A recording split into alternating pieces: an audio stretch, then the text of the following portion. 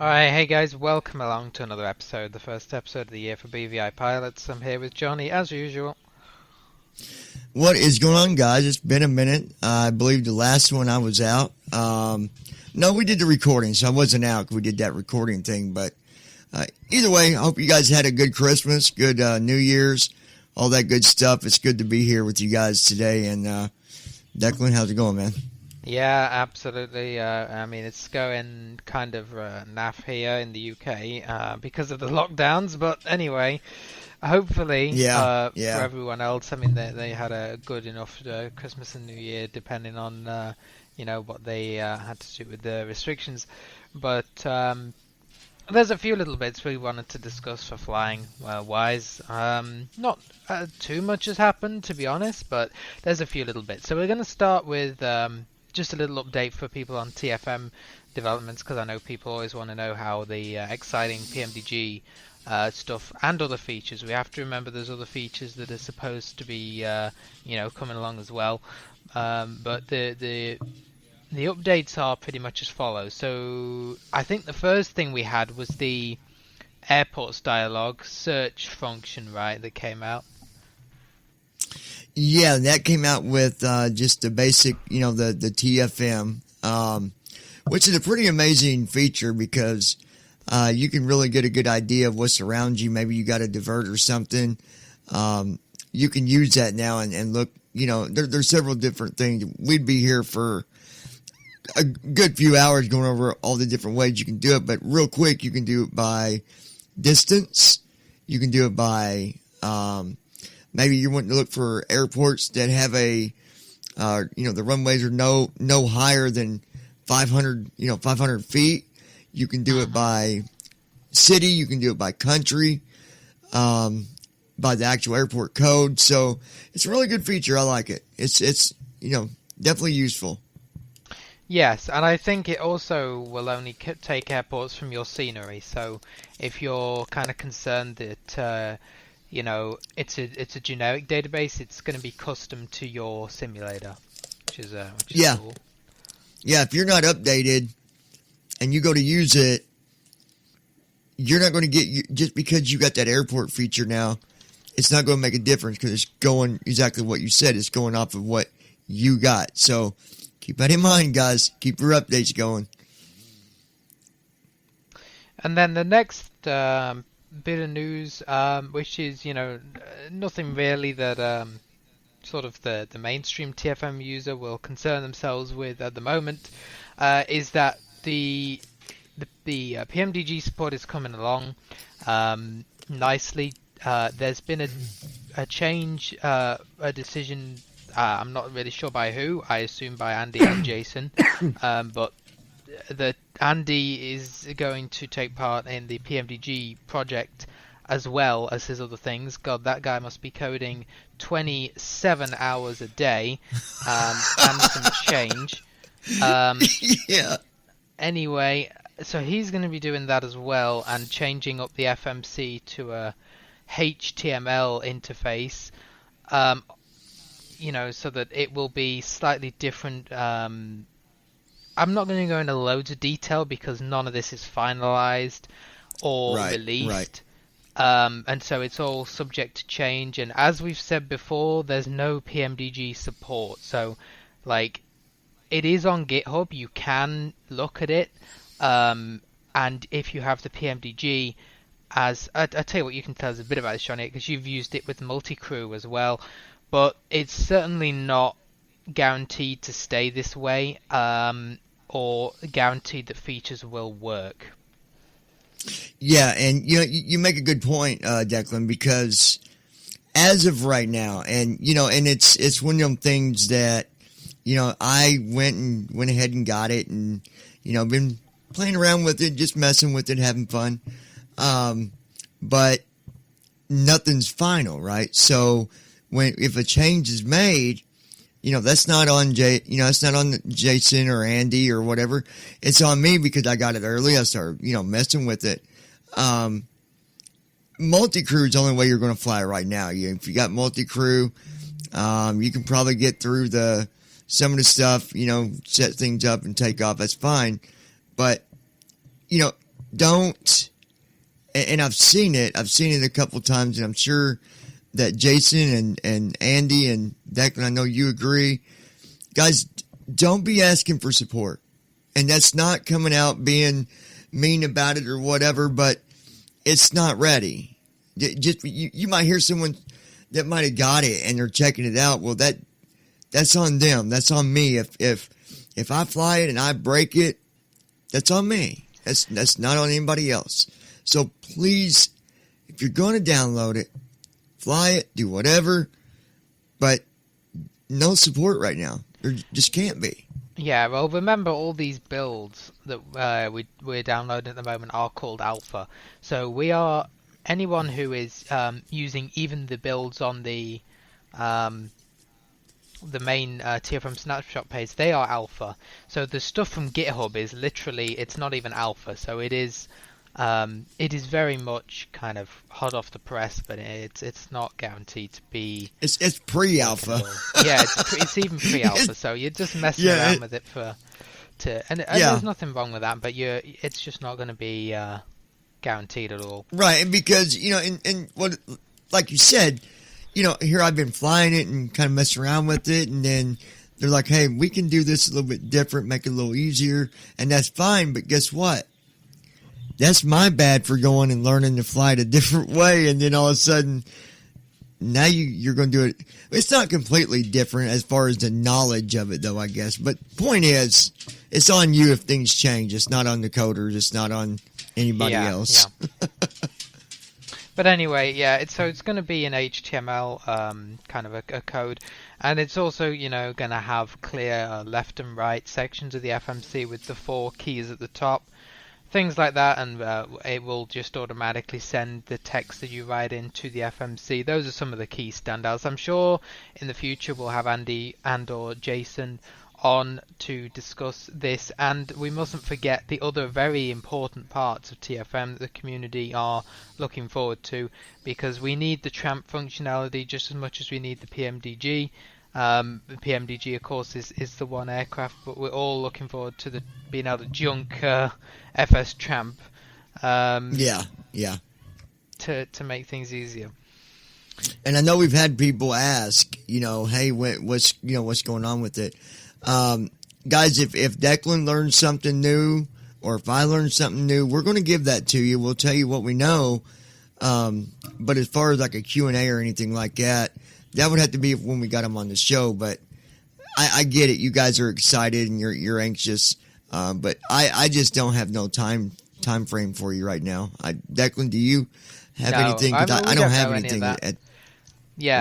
It's just like we've said. It's we just have to wait for them to figure it out and code stuff. So I obviously don't know the logistics behind their operation, why Andy's doing PMDG as well, or what they're thinking behind those kind of decisions are. We can only tell you on the podcast what we know, and so that's the latest kind of project that TFM is based around the PMDG at the moment. Yep. Oh, and I believe the Bing maps. I'm not sure if we talked about the Bing maps. The Bing maps, from my experience, are very similar to the geo names, but I believe the Bing maps are a little bit more accurate in terms of how they pull the city data for where you're flying over. So they work with Shift plus C, the command, with the latest TFM, and you do need an API key for that. So you've pretty much got a choice or both between the GeoNames maps city location or the Bing maps city location. Was there a different command for the geo location one, or is it still the same? It's just C. It's just C. The GeoNames have been in there. Oh, much. That's right. That was the first feature ever in TFM. That it could pull the latest city data from GeoNames, and so I think Andy added Bing maps with Shift plus C, which again you have to get an API key for. It's pretty simple, but I'm sure if you go on the BVI/TFM Discords and ask for help or whatever, if you can't figure it out, someone will be able to point you in the right direction. Mm-hmm. Yeah, I think it's it's a little bit quicker. I think as far as like when you hit the keys, or it's supposed to be. I didn't really notice it. Me personally, it seemed like when you hit C or Shift C, they seem about the same. I mean, Yeah, one of I'd them say might be they're about quicker. the I same. don't. Yeah. But I mean, the thing that I've noticed about the Bing Maps is it does seem to give a bit more, kind of like I think Rob pointed this out the other day. It gives a bit more context. Like sometimes it'll tell you what border you're flying over, and it'll like the geo names gives you really small cities or like even villages and stuff, whereas the Bing will give you a lot bigger areas, which is more easier to figure it out. Yeah, there's like a good example. There's a little town in Indiana called it's well, am I still with you here? Are you there? Yeah, I'm still there. Sorry, what did you say? Okay, there's another little bitty town in Indiana called Santa Claus Land or Santa Claus, Indiana, and it's real little, like blink of an eye, man. And I saw it on Right. the and I'm like, wow. So that is definitely how you get a difference. So yeah, that makes sense. Yeah, I think it has a bit more. It seems better for flying over. The geo names kind of is a bit too like you look at it and you go, I have no idea where that area is. Yeah, exactly. Yeah. So the next thing is the bvipilots.com site, which went down for a little bit, but it's back up now, right? It is back up and running. The one thing that we will ask of any of you, and hopefully it never happens, but if you do go to the site, because, I had a couple people come to me and were like, hey, the website was down, 2 weeks ago. And I'm like, okay, when it's down, tell us then. Tell us, because, I mean, anything can happen, but it was a technical error. We did resolve it. But if you guys notice that it's down before we do, definitely don't wait for us, to pick it up on our own. Like, throw us an email and say, hey, we'd go to the site and it's down. No big deal. Uh-huh. I had someone tell me like 2 weeks later, not you neither, Deck. You tell me instantly whenever it was down. You're like, hey, it's down. But I'm like, 2 weeks and you're going to message me 2 weeks later and it's already fixed again. So yeah, but it's back up, and we do plan on. Speaking of that, we plan on adding some more stuff. For example, Declan, you talked about it earlier, I believe. Maybe putting a list of the of planes that are good, planes that we know fly and they fly the right way and stuff. Try to get a list up there for you guys. And we'll link you right to it. It's be difficult finding planes, and you got to try them with Tramp or whatever, or maybe with TFM in the future. So it would just be good to have a list of planes and sound packs and things like that. The people have tried. Because I mean, one minute you could have like a 737 that doesn't work hardly at all, and then you get it from an Earth spot and it's perfect. So that's where we're going to help you. We're going to give you planes that we know, we've tested, we've flown, and we can guarantee that, yes, that plane, it works. It's good. So it'll save you guys some time and headache. Well, I'm probably going to go through the BVI virtual fleet and add all the aircraft in there so that people can always find a good, a 737, 747, whatever it may be, to fly, because there's no point having aircraft if we don't have good ones to use in the sim.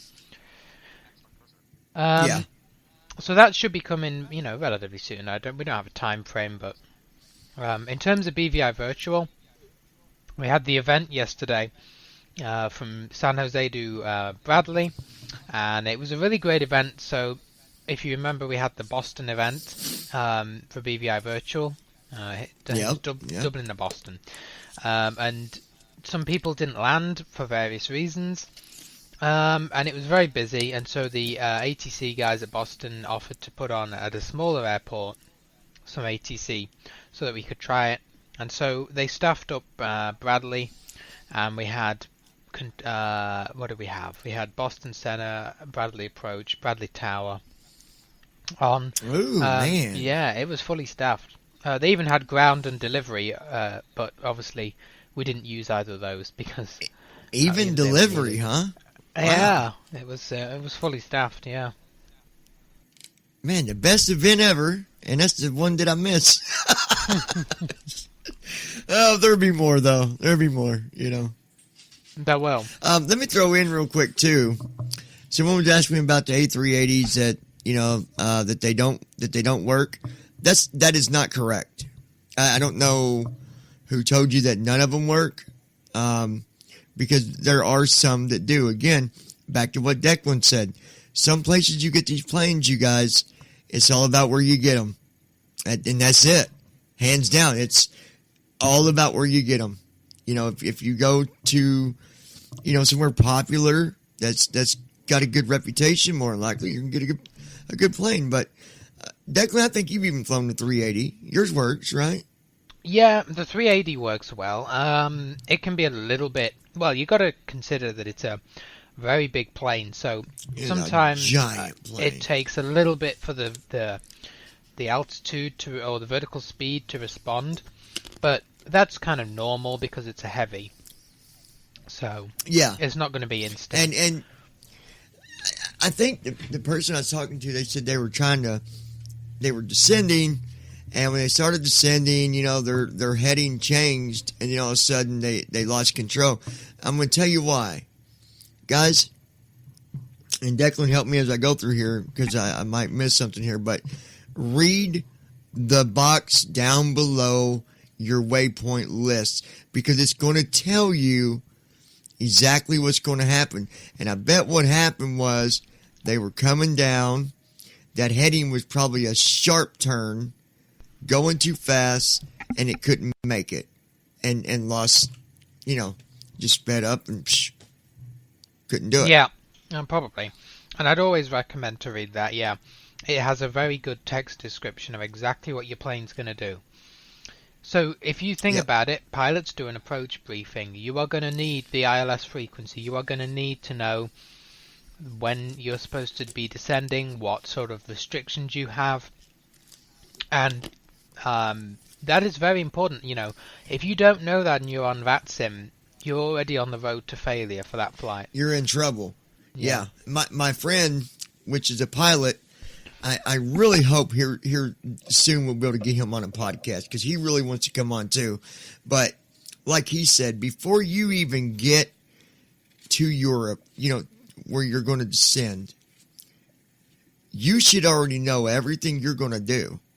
You should already know what you're, when you're going to be descending, what you're, what runway. There should always be a plan. And he should always have a second plan that says, okay, if something goes wrong, this is what I'm going to do. Every time he lands, he already knows what the plan is. And if it doesn't work out, guess what? He already knows what to do if it doesn't work out because he plans it ahead of time. I mean, it's good advice.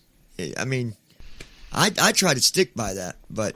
Yeah, no, absolutely. And relating to that, well, I'll tell you what, let me finish up the BVI virtual thing first. So, future events after this one, this one went very well. Everyone made it down into Bradley. So that was great. I'd encourage people to keep practicing because it just helps. Again, it's typical. The more practice you do, the better you'll be. But I am intending to create a Google form that people can fill out possible departure and destination airports, and I'm going to probably put a link to it on the BVI pilots website. Right on the front page. Yep. Yeah. So if you want to go and that Google form is going to be really easy for me to do. So I expect that'll be there within like a couple of days. And you can just go and fill it out. Go and put suggestions in. No guarantee we'll do them, but we need to know what members want to fly. And you can have any flight you like, really. and we will definitely consider it. Yeah, just make sure that the airport is one that big jets can land at. Oh yeah, Just no don't little go GA. grab like a random airport and be like, "Ooh, I like the name of that. Let's fly there," and not have an idea of what that airport is. Really. Yeah. Yeah. Commercial traffic. Yeah, stick to that. So. And don't give us any. I would say like, I don't know, 8 hours is probably the limit. Even that's pushing it. Don't go like crazy long haul flights around the world. People aren't going to sit there for 16 hours 18 to do hours. A whole, like that's not going to happen. I'm not going to tell. Come on, man. pilots You got time to do that. Yeah, right. We can all sit there and do that. We got time for that. I mean, what the heck? Yeah. So, what was your next story about the whole heading thing and the A380? Yeah. No, so it's not really about the A380, but it's about the. So I did a bit of experimenting the other day to figure out what the best way would be to do a go around. So for people who don't know what a go around is, guys, listen to this one. Good stuff. It's basically a last kind of plan. So if your approach goes wrong and you are, like at 1,000 feet and you're coming in way too fast and way too steep or something like that, and you thinking, look, this is just not going to come off. I need to go around. Previously, you kind of had to go with it and hope for the best, or just get rid of the flight. So there's a little set, and I'm trying to think of a good kind of acronym for this. At the moment, I haven't thought of one. I'm trying to kind of arrange the letters. But so the first thing you're going to do is hit toga when you get called to go. So either you can decide to go around, or ATC can tell you to go around. But either way, you're going to need to hit toga, which is Control-Shift-G, and that will move your throttles to full, and it will bring the nose of the aircraft up into a climb automatically. So that toga is a very good one because it automatically knows that you're in a go around state. Then you're going to bring your gear up to get rid of the most of the drag. So you're in toga, you brought the gear up, and you're in a climb. The next thing you're going to do is turn on heading lock, which will keep you flying in a straight line, because normally you're going to want to keep on the same heading until you've got the aircraft stable and you're ready to kind of make a turn back to the airport.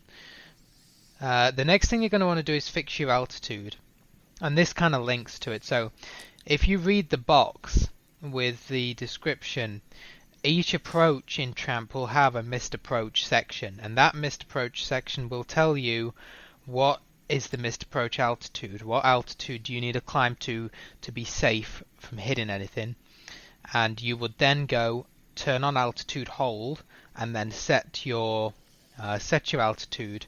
Usually it's 3,000, but it might be higher, might be lower, but usually it's about 3,000. And then the final thing you're going to do is get rid of toga, because remember your throttles are still in full, so you don't really want to have toga on the whole time. That would be silly.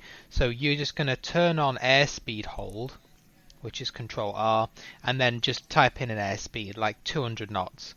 So I'm going to do a video on this, I think, because all of that I've just described you have to do in about probably 10 seconds, and it's a lot of hitting buttons. Okay, let me ask you one question on that, and it's probably a question that others might ask.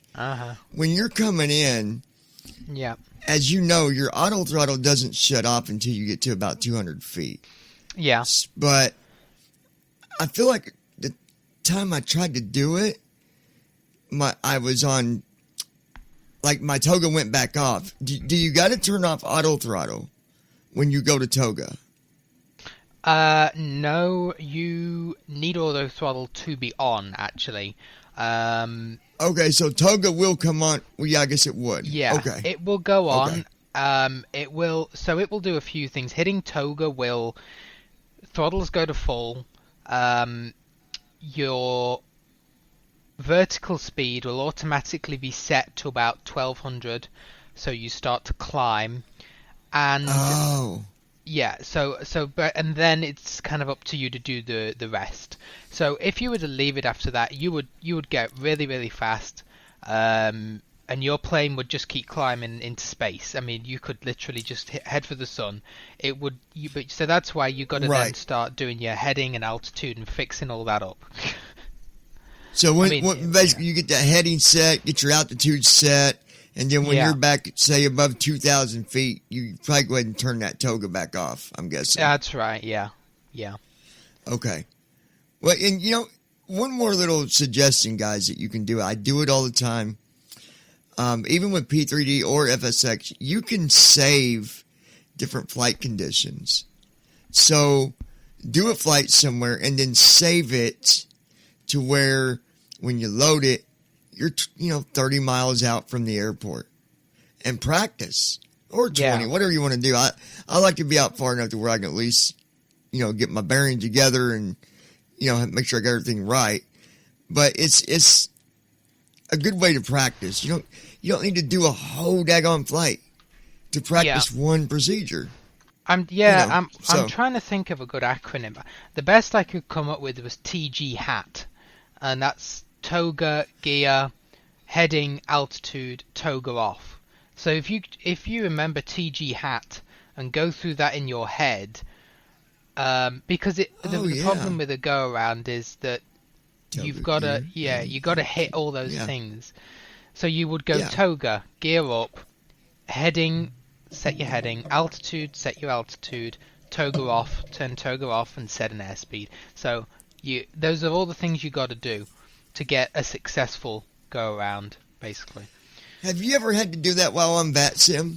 Have you ever had to do a No, interestingly. Well, I've been asked to do one a couple of times, but I've always just disconnected because I didn't know how to do it. I mean, we nearly had it at this event yesterday, to be honest with you, because we were coming in at about 700 feet above the runway, something like that, and the controller cleared another aircraft for takeoff, and so we were coming into land just as another aircraft was taking off. And luckily, it was really, really close. Luckily, the guy who took off, I guess he just went full throttle and he got it out of there and climbed pretty fast. So he was out of our way just about. I bet he did. But yeah, I was expecting we were going to have to use those go-around skills. I was expecting to be told to go around. Yeah. He's probably thinking, man, I got a crew of giant jets coming right at me. I better get out of here now. Yeah. Practice makes perfect, you guys. That's what my buddy always told me too. Practice, practice, practice. Seriously. There's no loss with that. Yeah, absolutely. And I mean that can also be used if Tramp messes up. If you miss the ILS and your plane starts nosediving or whatever, and you don't know how to get it out, if you follow that method of toga, gear, heading, altitude, toga off, in theory, you should be able to pull it out. And a note, that method only works if Tramp is off. So if fly plan is off. This is why I always say to people, as soon as you get the glide slope or the localizer, turn Tramp off. Just turn it off. Because if you try and hit toga with Tramp on, this might have been the issue you had, Johnny. If you try and hit toga with Tramp on, Tramp will turn it off. It will not have it because it thinks you're trying to override it. Yep, I bet that's exactly what it was. And guys, to be honest, the whole turning off Tramp thing is something that sometimes I forget to do. So, it just goes to show that you can be a good flyer and still have little things that you need to correct. That's one of mine right there. Is when I get on the glide slope when I'm connected, turn off Tramp. You don't need it. So, yeah, wow, man, that's a good tip. For sure. It's a little bit complicated. I'm probably gonna do a video. And we can put things like that on the BVI Pilots website as tutorials, but we'll maybe do something to try and demonstrate it in action. But anyway, that's the basics of it. So I think that's pretty much it. I can't think of anything else unless you can. No, I think we've done pretty good for considering we really didn't have anything this was kind of just off the, on the fly type of decision here. Just pulled it all What together, are we going to talk about? What do you want to do? And we made a pretty good podcast out of it. So I don't have anything else other than tell people to patience with everything that's going on. Takes time. Looks like you got a phone call, and I'm ringing. Yeah. So anyway, guys, so as always, bvipilots podcast@gmail.com. Get in touch and let us know what you want to see next. If you want to be on, it's a BVI Pilots on Twitter. You can join the airline, BVI Virtual on FS Airlines. Feel free to do that. You can comment on any of the videos that have been put out. We're on Apple as well, Spotify, all the usual podcast hosting platforms.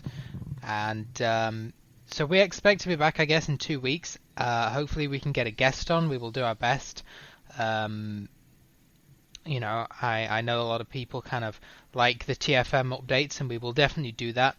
But since they're in a development cycle, we can't have them on every 2 weeks because there's always going to be something that's changing, and we'd kind of rather wait for concrete stuff to be set out in stone a little bit more. But we will definitely look at getting someone on.